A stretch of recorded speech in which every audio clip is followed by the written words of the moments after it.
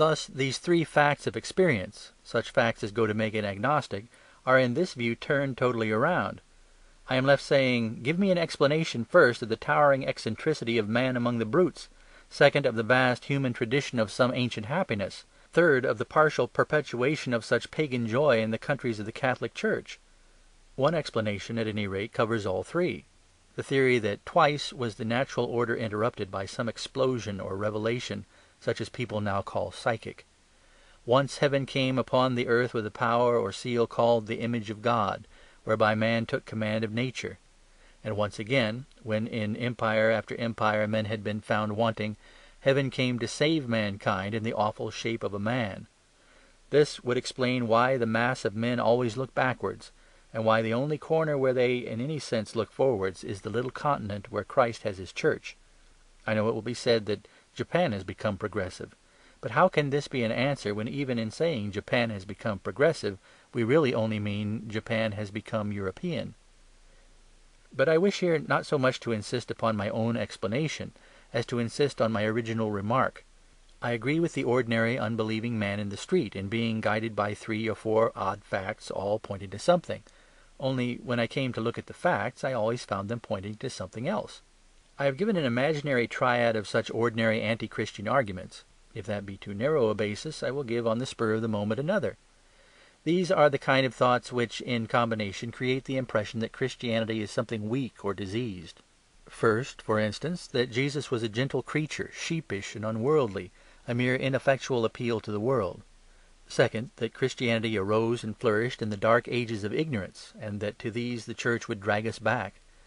Third, that the people still strongly religious, or, if you will, superstitious, such people as the Irish, are weak, unpractical, and behind the times. I only mention these ideas to affirm the same thing, that when I looked into them independently, I found not that the conclusions were unphilosophical, but simply that the facts were not facts. Instead of looking at books and pictures about the New Testament, I looked at the New Testament.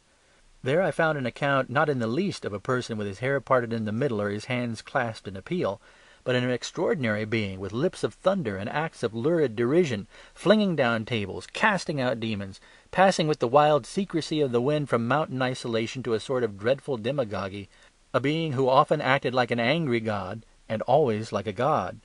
Christ had even a literary style of his own, not to be found, I think, elsewhere. It consists of an almost furious use of the a fortiori. His "how much more" is piled one upon another like castle upon castle in the clouds.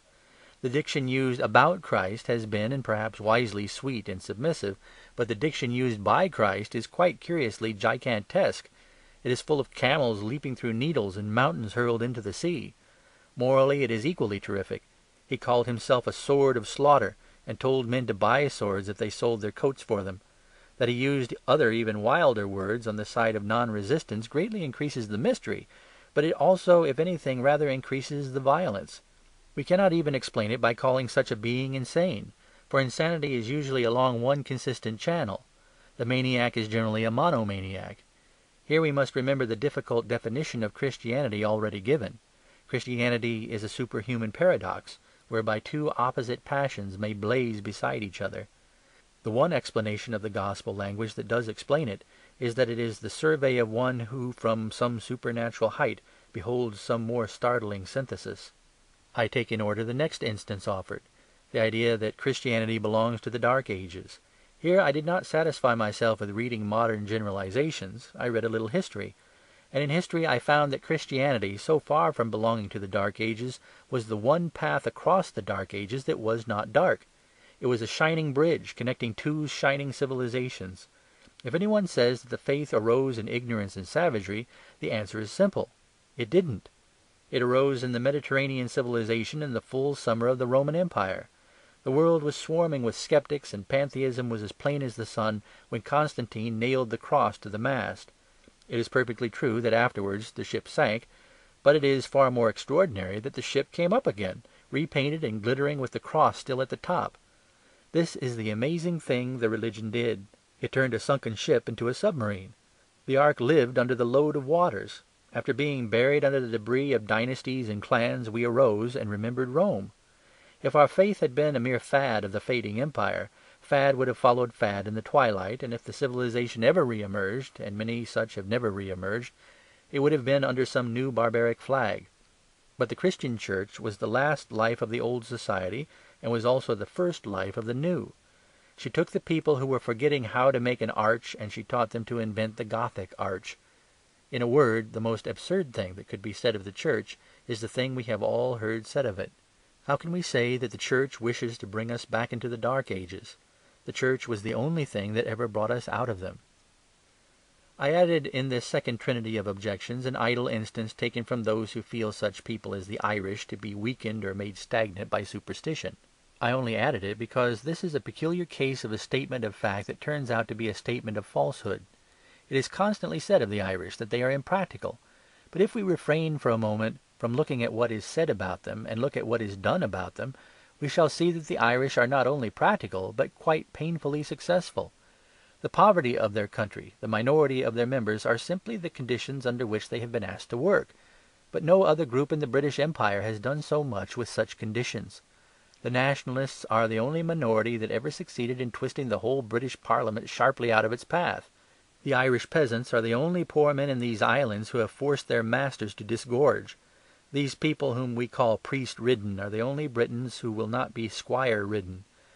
And when I came to look at the actual Irish character, the case was the same. Irishmen are best at the specially hard professions, the trades of iron, the lawyer, and the soldier. In all these cases, therefore, I came back to the same conclusion. The sceptic was quite right to go to the facts, only he had not looked at the facts. The sceptic is too credulous. He believes in newspapers or even in encyclopedias. Again, the three questions left me with three very antagonistic questions. The average sceptic wanted to know how I explained the namby-pamby note in the Gospel, the connection of the creed with medieval darkness, and the political impracticability of the Celtic Christians.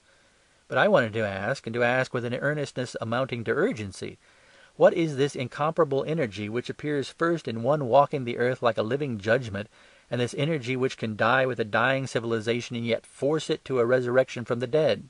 This energy which last of all can inflame a bankrupt peasantry with so fixed a faith in justice that they get what they ask, while others go empty away, so that the most hapless island of the empire can actually help itself.